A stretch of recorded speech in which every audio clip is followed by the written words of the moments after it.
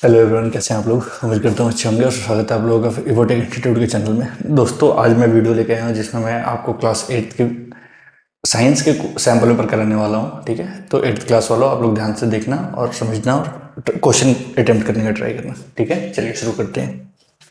So question number 1, पहले हम section A से शुरू करेंगे जिसमें सारे आपके क्या होंगे, 1 मार्कर क्वेश्चन होंगे या एमसीक्यू होगा। क्वेश्चन है, the same kind of plant grown and cultivated at one place on a large scale is called. जब हम एक ही तरीके के प्लांट्स को लार्ज स्केल पे ग्रो करते हैं तो उसे हम क्या कहते हैं। ऑप्शन दे रखा है आपका, वीड, क्रॉप, फर्टिलाइजर और फॉडर। क्या कहते हैं हम उसको? क्रॉप। क्या कहते हैं? क्रॉप या फिर फसल। क्या कहते हैं? क्रॉप या फिर फसल। क्या कहते हैं? तो सही आंसर क्या होगा? बी ऑप्शन होगा सही आंसर। ठीक है, next question, which microorganism is use to production of alcohol. कौन सा माइक्रोऑर्गेनिज्म का यूज अल्कोहल को प्रोडक्ट प्रोड्यूस करने के लिए यूज किया जाता है। देखो, हमें पता है अल्कोहल कैसे बनता है, तो फर्मेंटेशन या किण्वन की प्रक्रिया से बनता है। ठीक है, तो फिर उसके लिए अब किण्वन के लिए या फर्मेंटेशन के लिए कौन सा माइक्रोऑर्गेनिज्म यूज किया जाता है? ईस्ट। कौन सा किया जाता है? ईस्ट। कौन सा किया जाता है? ईस्ट किया जाता है। तो सही आंसर क्या होगा? सही आंसर होगा सी ऑप्शन। सही आंसर क्या होगा? सही आंसर होगा सी ऑप्शन। आगे बढ़े, चलिए नेक्स्ट क्वेश्चन है, डिफॉरेस्टेशन क्या है? डिफॉरेस्टेशन क्या है? पेड़ों की कटाई। डिफॉरेस्टेशन का मतलब होता है जंगलों को काटना। ठीक है, तो अब देख लो उसके अकॉर्डिंग कौन सा है। ग्रोइंग ऑफ मोर ट्री, नहीं, ये नहीं हो सकता। कटिंग डाउन द ट्रीज, क्या पेड़ों की कटाई? हाँ होता है। क्या होता है? पेड़ों की कटाई। पेड़ों की कटाई को हम क्या कहते हैं? डिफॉरेस्टेशन कहते हैं। पेड़ों की कटाई को हम क्या कहते हैं? डिफॉरेस्टेशन कहते हैं। ठीक है, ये पेड़ों को काटना। ठीक है, आया समझ में? चलिए, तो सही आंसर क्या होगा इसका? बी ऑप्शन होगा। नेक्स्ट क्वेश्चन है, the challenge that occur puberty are controlled by. जो प्यूबर्टी के दौरान हमारी बॉडी में चेंजेस होते हैं, ठीक है, तो उसे हम क्या कहते हैं? चैप्टर का क्वेश्चन है। उसे ओके, उसको कंट्रोल कौन करता है? तो हार्मोन्स कंट्रोल करता है। कौन कंट्रोल करता है? हार्मोन्स कंट्रोल करता है। आगे बढ़ते हैं, अगला क्वेश्चन देखते हैं। क्वेश्चन है, chemical process in which the substance react with oxygen. वह केमिकल प्रोसेस जिसमें सब्सटेंस ऑक्सीजन के साथ रिएक्ट करके क्या प्रोड्यूस करता है? हीट। उसे हम क्या कहते हैं? रेस्पिरेशन? नहीं। ऑक्सीडेशन? नहीं। कंबशन? हाँ जी। क्या कहते हैं हम? कंबशन या दहन। हिंदी में क्या होगा? दहन। इंग्लिश में होगा कंबशन। सही आंसर क्या होगा? सी ऑप्शन होगा। सही आंसर क्या होगा इसका? सी ऑप्शन होगा। अगला क्वेश्चन देखते हैं, the lowest temperature at which substance catch fire. वह सबसे न्यूनतम तापमान जिस पे कोई भी सब्सटेंस फायर को कैच करता है या जलता है उसे हम क्या कहते हैं? तो इग्निशन टेम्परेचर। क्या कहते हैं? Ignition temperature. क्या कहते हैं हम इसको? Ignition temperature. नेक्स्ट है, which of the following is good conductor of electricity. इनमें से कौन सा इलेक्ट्रिसिटी का गुड कंडक्टर है? गुड कंडक्टर क्या होता है? तो वैसे सब्सटेंस जिसे इलेक्ट्रिक करंट अच्छे से पास हो जाता है, बिना किसी रुकावट के पास हो जाता है, उसे हम क्या कहते हैं? गुड कंडक्टर कहते हैं। तो क्या होगा इसका सही आंसर? सही आंसर होगा टैप वाटर। क्या होगा? टैप वाटर, नल का पानी। ठीक है, क्योंकि इसमें आयंस भी होते हैं, कुछ मिनरल्स भी होते हैं, मिक्स होते हैं, इसलिए क्या होता है आपका इलेक्ट्रिसिटी का गुड कंडक्टर होता है। ठीक है, चलिए आगे बढ़ते हैं।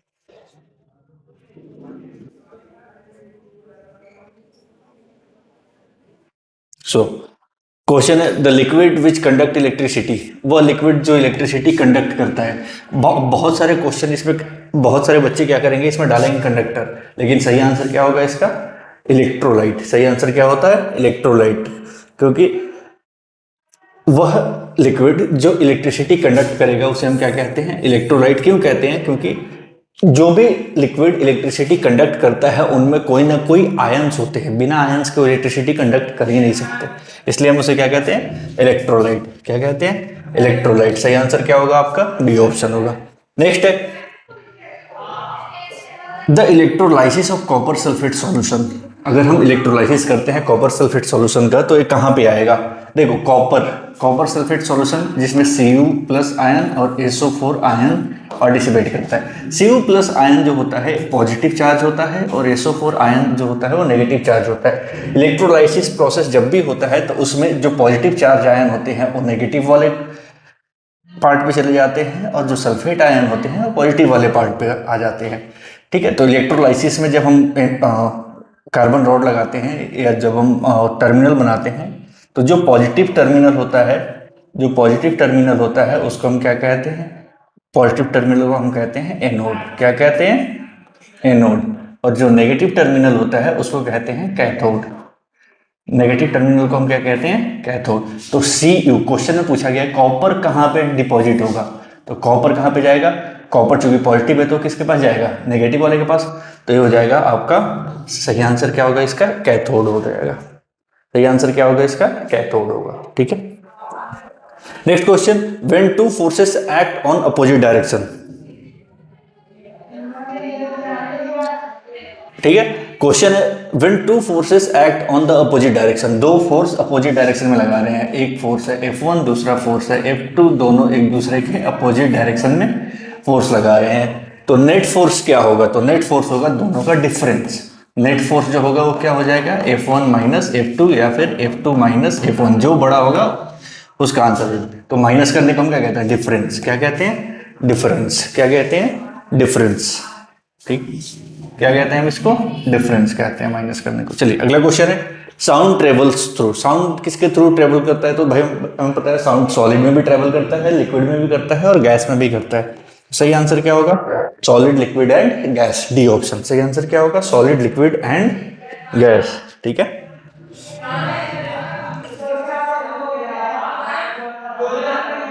चलो अगला क्वेश्चन देखते हैं, the loudness of sound. Loudness of sound किसके ऊपर डिपेंड करता है? फ्रीक्वेंसी पे, एम्पलीट्यूड पे, पिच पे और मीडियम पे। तो सबसे पहले जब साउंड वेव किसी सोर्स से निकलता है तो एक मीन पोजीशन के ऐसे चलता रहता है। ठीक है, अब जहां पे साउंड वेव ज्यादा होगा, जहां पे इसका साउंड वेव मीन पोजीशन से ज्यादा होगा तो वो साउंड लाउड होगा। अब ये मीन पोजीशन को हम क्या कहते हैं? एम्पलीट्यूड। क्या कहते हैं? एम्पलीट्यूड। क्या कहते हैं? एम्पलीट्यूड। तो साउंड की लाउडनेस किसके ऊपर डिपेंड करती है? एम्पलीट्यूड के ऊपर डिपेंड करती है। किसके ऊपर डिपेंड करती है? एम्पलीट्यूड, या हिंदी में इसको बोलते हैं आयाम। क्या बोलते हैं? आयाम। यहां पे आगे आपका सेक्शन ए कंप्लीट होता है। अब हम शुरू करेंगे सेक्शन बी। ठीक है, अब हम शुरू करेंगे सेक्शन बी। ठीक है,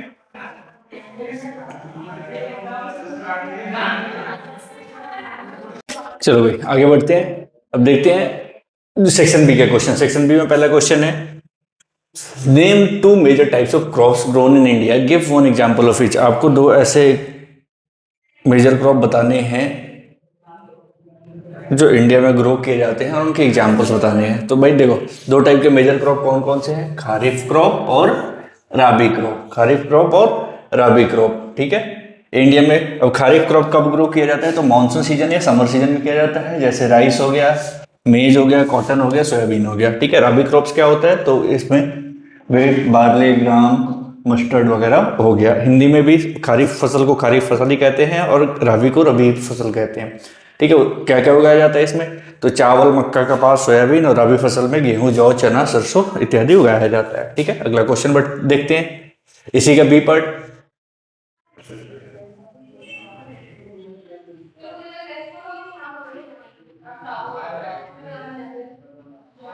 ठीक है, अगला क्वेश्चन है, why is preparation of soil important for the sowing. जब भी हम खेती करते हैं या बीज डालते हैं तो उससे पहले सोइंग क्यों इंपॉर्टेंट होता है? ठीक है, तो यह सॉइल प्रिपरेशन क्यों तैयार किया जाता है, सॉइल को क्यों प्रिपेयर किया जाता है? तो देखो, सॉइल प्रिपरेशन क्या करता है? तो बहुत सारे रीजन होते हैं। पहला, it helps loosening and turning the soil. जब हम पहले फसल लगा रहे होते हैं तो वो फसल लगाने से पहले या बीज डालने से पहले हम क्या करते हैं? उस जगह को तैयार करते हैं जहाँ पे जो नए नए सीड्स जब अपने रूट निकालेंगे तो रूट्स अच्छे से मिट्टी को पेनिट्रेट करके अंदर जा सके। ठीक है, इसके अलावा अगर मिट्टी टूटी हुई होगी तो वहां पे एरेशन बहुत अच्छा होगा और प्लांट के रूट जो होंगे वो डीप पेनिट्रेट करेंगे। ठीक है, इसके अलावा दूसरा रीजन होता है कि जब हम बीज डालते हैं तो बीज के साथ साथ कुछ मैन्योर या फर्टिलाइजर भी डालते हैं, तो वो उसको अच्छे से मिट्टी में मिक्स करना और सारे न्यूट्रिएंट्स अच्छे से फैल जाए चारों तरफ, इसके लिए हम मिट्टी को पलटते हैं। या मिट्टी को तैयार करते हैं। और अगला होता है कि जो सॉइल माइक्रोब्स होते हैं, जैसे कि अर्थवर्म हो गया या ह्यूमस हो गया या न्यूट्रिएंट्स हो गया, वो न्यूट्रिएंट्स अच्छे से मिट्टी में मिक्स हो जाए, इसके लिए हम क्या करते हैं, मिट्टी को तैयार करते हैं। हिंदी में भी इसका आंसर है यहाँ पे, हिंदी में भी भाई आंसर है। तो इंग्लिश वालों हो या हिंदी वालों हो, उससे कोई फर्क नहीं पड़ता। साइंस में मेनली आपको कॉन्सेप्ट क्लियर होना चाहिए। अगर आप कॉन्सेप्ट नहीं क्लियर करके जा रहे हो तो फिर आप क्वेश्चन अगर थोड़ा सा भी चेंज होगा तो आप आंसर नहीं कर पाओगे। ठीक है, चलिए आगे बढ़ते हैं, नेक्स्ट क्वेश्चन देखते हैं। नेक्स्ट क्वेश्चन है, name 2 changes that occur in boys at puberty. Puberty के समय में जब बॉयज बड़े हो रहे होते हैं या एडोलसेंस पीरियड चल रहा होता है उनका, तो उस केस में बॉयज में क्या चेंजेस आते हैं वो बताने हैं क्वेश्चन के अकॉर्डिंग। तो क्या होते हैं भाई, पहला फेशियल और बॉडी हेयर, जैसे कि बियर्ड, मुस्टैक, अंडर आर्म्स और पिविकल एरिया में हेयर आने शुरू हो जाते हैं। और जो वॉइस जो होती है उनके वॉइस गहरे होते हैं या डीप होते चले जाते हैं। किसकी वजह से, क्योंकि वॉइस बॉक्स और लार्निक्स जो होते हैं वो ग्रो हो रहे होते हैं। ठीक है, और वो बाहर की तरफ एडम सेपल बनने शुरू हो जाते हैं। एडम सेपल एक बाहर पे हमारा यहाँ से यहाँ तक जो दिखता है इसको हम एडम सेपल कहते हैं। ठीक है, इसके अलावा और क्या चेंज आते हैं, तो हाइट बढ़ना शुरू हो जाता है। ठीक है, मसल्स ग्रो होने शुरू हो जाते हैं, मसल डेवलपमेंट होना शुरू हो जाता है। और जेनेटिकल्स या प्यूबिक ऑर्गन जो होते हैं वो बढ़ने शुरू हो जाते हैं, जैसे कि पेनिस और टेस्टिकल्स ये बढ़ने शुरू हो जाते हैं।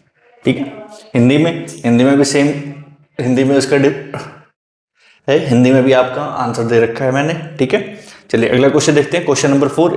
क्वेश्चन है, what is Coke, right one use of it. Coke क्या होता है और इसको हम यूज क्यों करते हैं। देखो, कोक ये पीने वाला कोक नहीं है, एक कोयले से बनने वाला कोक है। ठीक है, इसका इंडस्ट्रियल यूज बहुत सारे होते हैं, देखते हैं।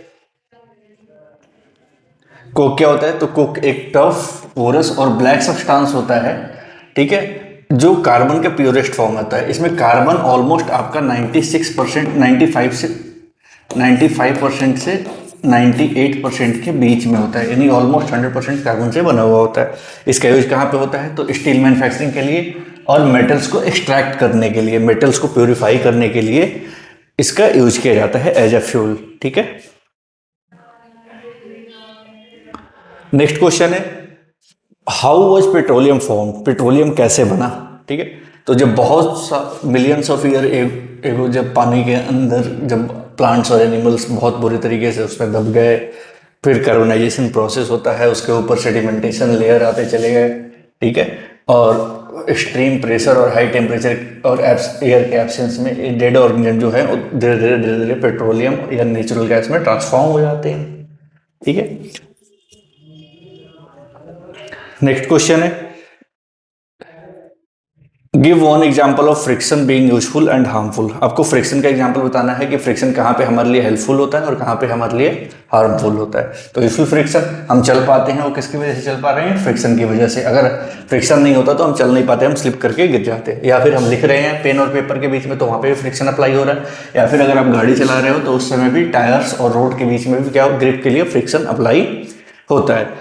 हार्मफुल फ्रिक्शन का हार्मफुल इफेक्ट क्या है, तो ये wear and tear cost machine से प्रोड्यूस करता है। जैसे आप मान लो गाड़ी का एग्जाम्पल लो, गाड़ी चल रहा है, पहिए चल रहे हैं, घूम रहे हैं और एकदम से उसकी बॉल बेयरिंग टूट गई, तो फिर क्या गाड़ी चल पाएगी, नहीं चल पाएगी। ठीक है, तो इसकी वजह से मशीन्स और एनर्जी में वेस्ट होते हैं। ठीक है, चलिए अगला देखते हैं, हिंदी वाला है।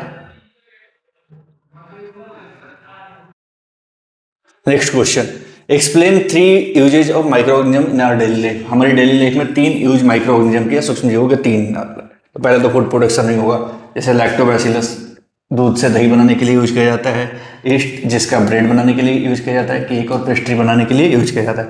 कमर्शियल यूज में तो अल्कोहल प्रोडक्शन, इसके लिए ईस्ट का यूज किया जाता है। विनेगर वाइन और विनेगर बनाने के लिए भी इसका यूज किया जाता है। मेडिकल यूज में बहुत सारे ऐसे माइक्रो ऑर्गेनिज्म होते हैं जिसका यूज एंटीबायोटिक्स बनाने के लिए किया जाता है, जैसे कि पेनिसिलिन बनता है, पेनिसिलियम फंगस से वैक्स। ठीक है, इन्वायरमेंटल क्लीन अप, तो फंगाई जो होते हैं वो हमारे इन्वायरमेंट में डेड और फंगाई और बैक्टीरिया जो एज अ डिकम्पोजर काम करते हैं। क्या करते हैं, जब कोई भी बॉडी या कोई भी ह्यूमन बीइंग या कोई भी चीज़ जो जिसकी डेथ हो गई है तो उसकी बॉडी को डिकम्पोज करने में हेल्प करते हैं। ठीक है, एग्रीकल्चर में, तो एग्रीकल्चर में राइजोबियम बैक्टीरिया होता है जो प्लांट्स के रूट्स में होते हैं, और रूट्स के लिए वो रूट्स में नाइट्रोजन फिक्सेशन करते हैं जिससे कि मिट्टी और ज़्यादा फर्टाइल हो जाता है। ये इसका हिंदी में आंसर है। ठीक है, आप चाहो तो यहाँ पे पॉज करके इसका स्क्रीनशॉट ले सकते हो या देख भी सकते हो। ठीक है,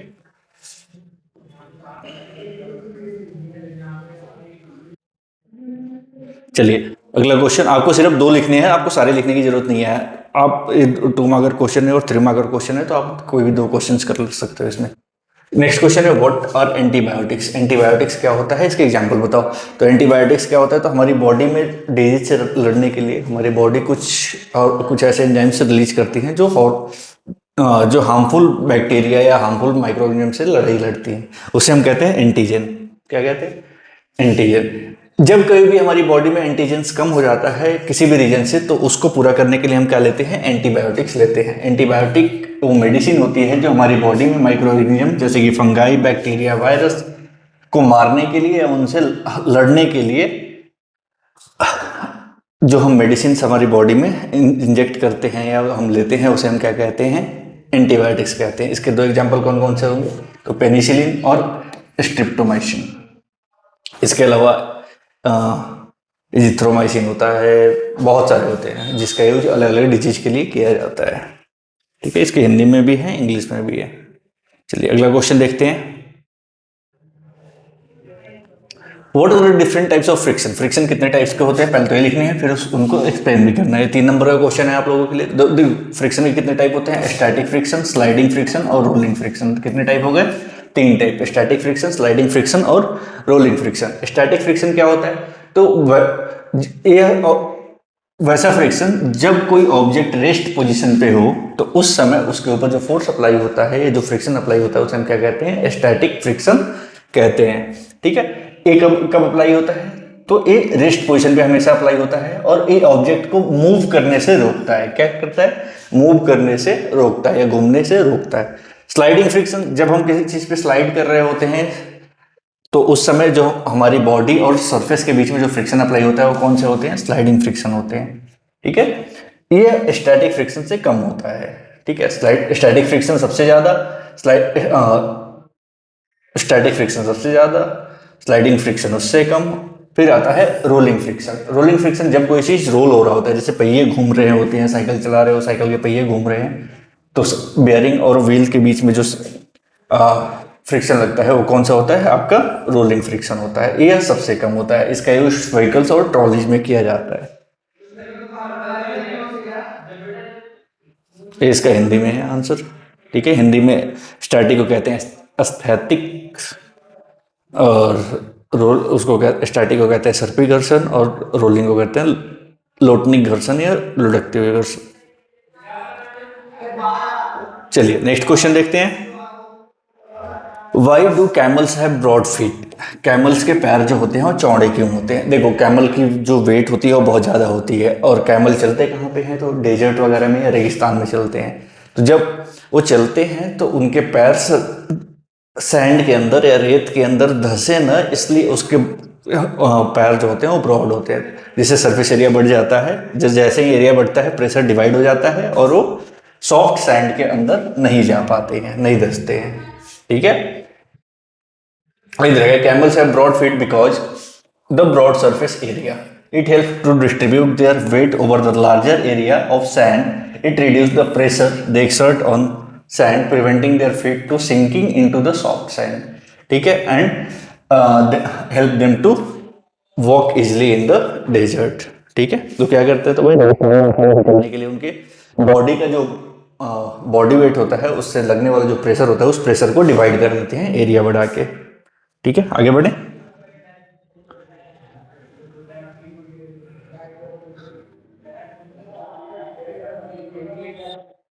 चलिए अगला क्वेश्चन देखते हैं।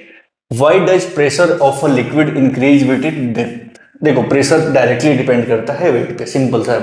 डायरेक्टली डिपेंड किस पे करता है, वेट पे। अगर वेट ज्यादा होगा तो प्रेशर ज्यादा लगेगा, वेट कम होगा तो प्रेशर कम लगेगा। जैसे जैसे हम पानी की गहराई में बढ़ते चले जाते हैं तो पानी का वेट जो होता है इंटायर कॉलम में वो बढ़ने लगता है, जिसकी वजह से प्रेशर बढ़ने लगता है। ठीक है, जितना ज्यादा डाउनवर्ड हम जाते जाएंगे उतना ज्यादा प्रेशर इंक्रीज होता चला जाएगा। ठीक है, ये तो हो गया वेट के। लेकिन अगर सरफेस एरिया आ जाए इसकी जगह पे या पृष्ठीय क्षेत्रफल आ जाए तो फिर उसका इन्वर्सली प्रोपोर्शन होता है। ठीक है, कि जितना ज्यादा एरिया होगा उतना कम प्रेशर लगेगा और जितना कम एरिया होगा उतना ज्यादा प्रेशर लगेगा। यही रीजन है कि जो नाइफ होते हैं उसके एक साइड को शार्प बनाया जाता है। यही रीजन है कि जो हेवी व्हीकल्स होते हैं जैसे कि बस ट्रक, तो उनके जो पीछे वाले टायर होते हैं वो पेयर में होते हैं, जोड़े में होते हैं, दो दो के। ठीक है, चलिए अगला क्वेश्चन देखते हैं। Complete the sentence. ये सेंटेंस था जो मिसिंग थे या फिलअप्स काइंड ऑफ बोल सकते हो, उसको कंप्लीट करना था।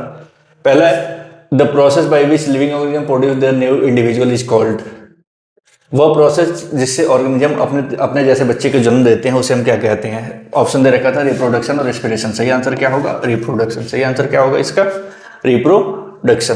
नेक्स्ट क्वेश्चन है the union of the male and female gametes is known as fertilisation. जो मेल गैमेट्स और फीमेल गैमेट्स, मेल गैमेट्स क्या होते हैं? स्पर्म और ओवम जब दोनों मिलते हैं तो इस प्रोसेस को क्या कहते हैं? फर्टिलाइजेशन कहते हैं। क्या कहते हैं? फर्टिलाइजेशन कहते हैं। ठीक है, अगला क्वेश्चन है the human being fertilisation takes place in. Human beings में फर्टिलाइजेशन कहाँ पे होता है? तो ओविडक्ट या फ्लोपियन ट्यूब। कहाँ पे होता है? ओविडक्ट या फ्लोपियन ट्यूब। अगर ओविडक्ट है तो ओविडक्ट ऑप्शन में आएगा, नहीं है तो फ्लोपियन ट्यूब होगा। ठीक है, नेक्स्ट क्वेश्चन है the animal which gives birth to young ones are called. वैसे एनिमल जो अपने जैसे बच्चे पैदा करते हैं उसे हम क्या कहते हैं? विविपोरस। क्या कहते हैं? विविपोरस। जैसे कि ह्यूमन बींग हो गए, एनिमल्स हो गए, ठीक है, वो सारे क्या हो जाएंगे आपके? Viviparous. The transformation of the larva into adult through drastic changes is called. जैसे लार्वा से एडल्ट में चेंज होना, एक फ्रॉग वाले एग्जांपल इसका ले सकते हो। उस प्रोसेस को हम क्या कहते हैं? तो मेटामोर्फोसिस। क्या कहते हैं? मेटामोर्फोसिस। क्या कहते हैं? मेटामोर्फोसिस। ठीक है, फिर नेक्स्ट क्वेश्चन है मैच द फॉलोइंग। ये भी इसमें आंसर मैच्ड वाले हैं। ठीक है, एलपीजी क्या होता है? तो इसको डोमेस्टिक फ्यूल के लिए यूज किया जाता है।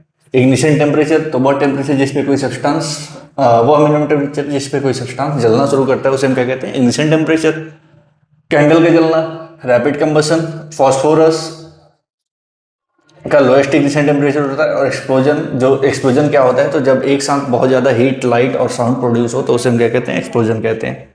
ठीक है, आपको इन दोनों में से कोई एक अटेम्प्ट करना है। भी अगला क्वेश्चन है explain the difference between regular and diffuse reflection of light. देखो रेगुलर रिफ्लेक्शन क्या होता है? तो जब कोई प्लेन सरफेस से रिफ्लेक्शन होता है तो उसे हम कहते हैं रेगुलर रिफ्लेक्शन। जैसे बहुत सारे पैरेलल लाइट्स एक सरफेस पे आती हैं, टकराती हैं और फिर पैरेलली वापस चली जाती हैं, तो इस टाइप के रिफ्लेक्शन को हम क्या कहते हैं? Regular reflection. ठीक है, लेकिन अगर वहीं कोई रफ सरफेस आ जाए, रफ सरफेस जैसे ऐसे ऐसे ऐसे दे रखा है, तो जो लाइट यहाँ पे आई वो इधर चला जाएगा। ठीक है, आती तो पैरेलल है, यहाँ पे भी आती तो यहाँ पे भी पैरेलल है, लेकिन रिफ्लेक्टिंग सरफेस जो होगा वो पैरेलल नहीं जाएगा, वो अलग अलग हो जाएगा। तो उसे हम क्या कहते हैं? इरेगुलर या डिफ्यूज रिफ्लेक्शन कहते हैं। ठीक है, why can't we see an object in the dark. हम किसी भी वस्तु को अंधेरे में क्यों नहीं देख सकते? किसी भी वस्तु को अंधेरे में क्यों नहीं देख सकते हैं? क्योंकि वहां पर लाइट रिफ्लेक्ट ही नहीं होता है। और हमें कोई भी ऑब्जेक्ट तब दिखाई देता है जब सोर्स से लाइट निकले, वहां से रिफ्लेक्ट होकर हमारी आंखों तक आए, तब जाके वो हमें दिखाई देगा। ठीक है, जैसे आप अपने बुक में पढ़ते हो तो लाइट से, जो बल्ब होता है वहां से लाइट रेज निकलते हैं, आपके बुक पे पड़ते हैं, वहां से रिफ्लेक्ट होकर आपकी आंखों तक आते हैं, तो आपको बुक दिखाई देता है। और डायरेक्ट हमें दिखाई नहीं देता है। तो जब कभी भी अगर रिफ्लेक्स लाइट ही नहीं होगी और रिफ्लेक्शन ही नहीं होगा तो फिर वो हमें दिखाई नहीं देता है। ठीक है, आया समझ में? Next question explain the law of reflection. भाई रिफ्लेक्शन के कितने लॉ होते हैं? तो दो होते हैं। इसका डायग्राम इसमें नहीं दे रखा है, आपको खुद से बनाना पड़ेगा। ठीक है, पहला होता है the angle of incidence is equal to angle of reflection. Angle of incidence is equal to angle of reflection, यानी angle I is equal to angle R. जैसे एक रिफ्लेक्टिंग सरफेस है, ठीक है, यहाँ से एक एंगल से लाइट है, तो ये कौन सा रे हुआ? इंसिडेंट रे, और इस सरफेस पे रिफ्लेक्ट हो गई तो ये हो गया रिफ्लेक्टेड रे। अगर हम इस पे एक परपेंडिकुलर ड्रॉ कर दें तो ये हो गया नॉर्मल। नॉर्मल और इंसिडेंट रे के बीच में बनने वाला एंगल होता है एंगल ऑफ इंसिडेंस। ठीक है, नॉर्मल और रिफ्लेक्टेड रे के बीच में बनने वाला एंगल जो होता है वो क्या होता है? Angle of reflection. तो ये दोनों एंगल इक्वल होना चाहिए, पहला रूल तो यही होता है। दूसरा, the incident ray, normal and the surface point of incidence are all lie in the same plane. ठीक है, कि भाई reflected ray, normal, incident ray, जितनी भी चीज़ें हैं वो एक ही प्लेन में होना चाहिए, दूसरे साइड में नहीं होना चाहिए। ठीक है, तो ये हो गया दूसरा लॉ। ठीक है, आगे बढ़े।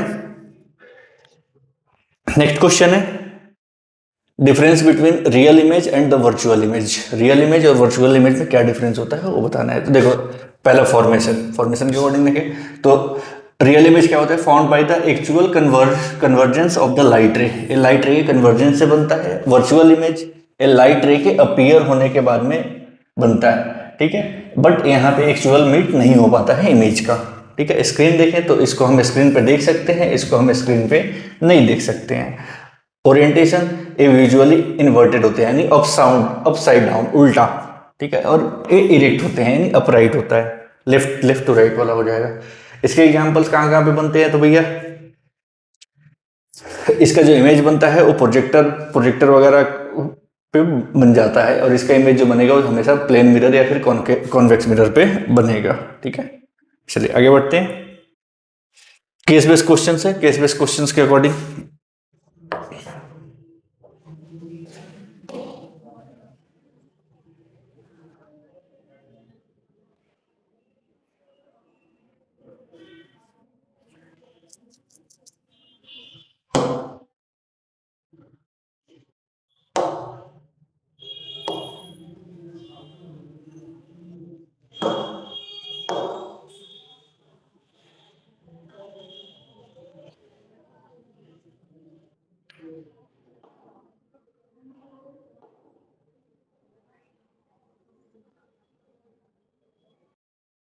चलो केस बेस्ड क्वेश्चन देखते हैं।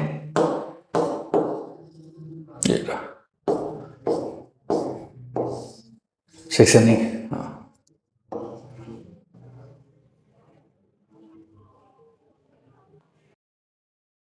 Question number 2, forest are called lungs of our earth. Forest को हम अर्थ का लंग कहते हैं, या हमें oxygen, carbon dioxide, water cycle को मेंटेन करने में हेल्प करते हैं। डिफॉरेस्टेशन होने की वजह एग्रीकल्चर, अर्बनाइजेशन और टिम्बर कटिंग है, जो कि नेचर को डिस्टर्ब कर रहे हैं। इसकी वजह से फ्लड आ रहे हैं, सूखा पड़ रहा है और बायोडाइवर्सिटी का लॉस हो रहा है। हमें फॉरेस्ट को बचाने के लिए कुछ चीज़ें कुछ फॉलो करना चाहिए, जैसे वहाँ वाइल्ड लाइफ सेंचुरी बनाना, नेशनल पार्क बनाना, बायोस्फीयर रिजर्व बनाना है, सारी चीज़ें यहाँ पे दे रखा है। तो पहला क्वेश्चन होता है व्हाट इज डिफॉरेस्टेशन। डिफॉरेस्टेशन क्या है, तो लार्ज स्केल पे जब हम पेड़ों की कटाई करते हैं, cutting down of tree on the large scale is known as deforestation. पहले तो ये हो गया two consequences of deforestation. Deforestation के दो कोइंसिक्वेंसेज या दो इफेक्ट क्या है, दो इफेक्ट क्या है, it can lead flood, droughts and loss of biodiversity. ये तीन हो गए, आपको इसमें से कोई भी दो लिखना है। ठीक है, name any two protected area in India. आपको दो प्रोटेक्टेड एरिया लिखने हैं, तो इसमें आप कोई भी लिख सकते हो। काजीरंगा नेशनल पार्क वो भी इसका एग्जाम्पल है, काजीरंगा नेशनल पार्क इसका एग्जाम्पल है, राय नेशनल पार्क इसका एग्जाम्पल है, जिम कॉर्बेट नेशनल पार्क इसका एग्जाम्पल है। तो ये सारे एग्जाम्पल आप लिख सकते हो।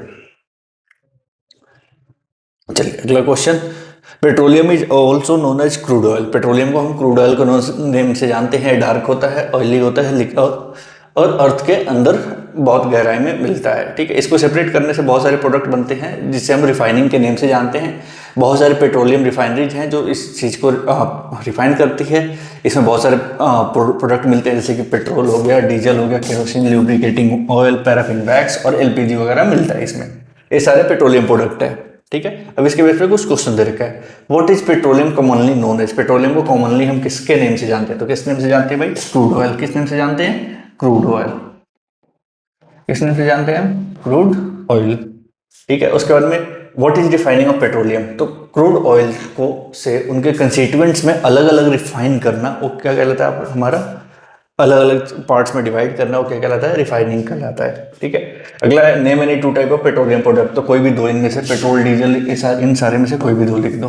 ठीक है, why it is important to petroleum product use wisely, क्योंकि पेट्रोलियम जो है वो बहुत लिमिटेड मात्रा में है, और जिस तरीके से हम यूज कर रहे हैं, ऐसा लग रहा है कि 2070 आते आते सारे पेट्रोलियम, दुनिया में जितने भी पेट्रोलियम अवेलेबल है, हम उसको यूज कर रहेंगे। तो हमारे फ्यूचर जनरेशन या हमारा जो नेक्स्ट जनरेशन आएगा, उसको सारे चीज़ें नेचर द्वारा प्रोवाइड कराने के लिए हमें वाइजली अच्छे तरीके से यूज करना होता है। दूसरा, पेट्रोलियम प्रोडक्ट को जब भी हम यूज करते हैं तो इससे कुछ मटेरियल निकलते हैं इनके जलने के बाद में, जो हमारे लिए हार्मफुल होते हैं, जैसे carbon dioxide, sulphur dioxide, nitrogen dioxide, ये सारे निकलते हैं, फिर ये हमारे लिए हार्मफुल हो जाते हैं। ठीक है, तो इसलिए हमें इसे वाइजली यूज करना चाहिए। आगे बढ़े। अगला क्वेश्चन है, Arun connected a battery, a bulb, a graphite electrode in a containing distilled water, he notice that the bulb didn't glow. Arun ने लिया भाई, उसमें डिस्टिल्ड वाटर डाल के उसने बैटरी को कनेक्ट किया और देखा कि बल्ब नहीं जला। फिर उसने कुछ एसिड के ड्रॉप डाल दिए और बल्ब जलना शुरू हो गया। ठीक है, आपको पता है डिस्टिल्ड वाटर जो होता है वो क्या होते हैं, डिस्टिल्ड वाटर इलेक्ट्रिसिटी के बैड कंडक्टर होते हैं, या होते ही नहीं, इंसुलेटर की तरह काम करते हैं। ठीक है, वाटर तभी ही इलेक्ट्रिसिटी का गुड कंडक्टर बनेगा जब तक कि उसके अंदर आयंस ना हो। ठीक है, तो पहला, अब क्वेश्चन दे रखा है, why didn't the bulb glow in the distilled water, because distilled water is a insulator या bad conductor of electric current. ठीक है, दूसरा, why did the bulb start glowing after adding the acid, जैसे ही distilled water में acid डाला गया तो डिस्टिल्ड वाटर एसिड के साथ रिएक्शन करेगा और आयंस बनाएंगे, hydrogen ion, oxygen ion, sulphate ion, ये सारे आयंस बनाएंगे। और जैसे ही आयन बनना शुरू हुआ तो वो क्या हो जाएगा, इलेक्ट्रिसिटी का गुड कंडक्टर हो जाएगा, इसलिए बल्ब जलना शुरू हो गया। What does this experiment show about the pure and impure water, this experiment shows that impure water is bad conductor of pure water is bad conductor of electricity and impure water is good conductor of electricity। ठीक है, आपको दो ऐसे liquid बताने हैं जो electricity के good conductor होंगे, तो डाइल्यूटेड CuSO4, डाइल्यूटेड और टैप वाटर, ये भी इसका एग्जांपल है। ठीक है, आगे बढ़े। नेक्स्ट क्वेश्चन है, लास्ट क्वेश्चन है शायद, हाँ लास्ट क्वेश्चन है ये आपके उसका। Ravi notice that when he plugged a stretch rubber band it produced a sound, जैसे ही रवि ने नोटिस किया कि भाई एक स्ट्रेच रबर बैंड लिया, उसके ऊपर प्लग किया तो साउंड प्रोड्यूस कर रहा है। He also observe that band was vibrating while producing the sound. ठीक है, he repeated the same thing, tuning fork found it to vibrated. His teacher explained that vibration is back and forth motion of an object and is caused the sound production। तो question ये आता है कि what is vibration, तो vibration होता है, vibration is back and forth motion of an object. ठीक है, वाइब्रेशन क्या होता है, तो बैक एंड फोर्थ या to and fro motion of the object. ठीक है, पहले तो यही हो गया। What happens to sound when vibration stop, जब वाइब्रेशन कोई चीज वाइब्रेट करना बंद हो जाए तो साउंड को पे क्या इफेक्ट हो जाएगा, तो साउंड प्रोड्यूस ही नहीं होगा। ठीक है, अगला क्वेश्चन है, give one example where the vibration produce sound, तो लैरिंक्स या वॉइस बॉक्स, यहाँ पे भी अगर आप बोलते हो, आप यहाँ पे हाथ रख के देखोगे आपके साउंड एडम सेपल पे या वॉइस बॉक्स पे, तो वो वाइब्रेट हो रहा होगा, बिना वाइब्रेशन का साउंड प्रोड्यूस होगा ही नहीं। ट्यूनिंग फॉर्क इसका एग्जांपल है, स्ट्रेच मेम्ब्रेन इसका एग्जांपल है, ये सारी चीजें। Name the medium through which sound travel fast, वो कौन सा मीडियम जिससे साउंड सबसे जल्दी ट्रेवल करता है, तो सॉलिड होता है वो, सॉलिड मीडियम में साउंड सबसे जल्दी ट्रेवल करता है। ठीक है, यहाँ पे आके आपका ये सैम्पल पेपर कंप्लीट होता है। होप आपको समझ में आया। अगर वीडियो में अच्छा लगा है तो वीडियो को लाइक करें, अपने दोस्तों के साथ शेयर कर सकते हैं। आप दोस्तों को बता सकते हो कि ये सर हैं या ये चैनल है जिसपे आपको ऐसे सैम्पल पेपर कराए जाते हैं। ठीक है, इसके अलावा अगर आपको कोई डाउट है तो आप हमें कमेंट करके बता सकते हैं। मैं उसको अगली वीडियो में आपको सारे डाउट क्लियर करने के लिए बैठा हुआ हूँ। ठीक है, मैं चलिए, धन्यवाद।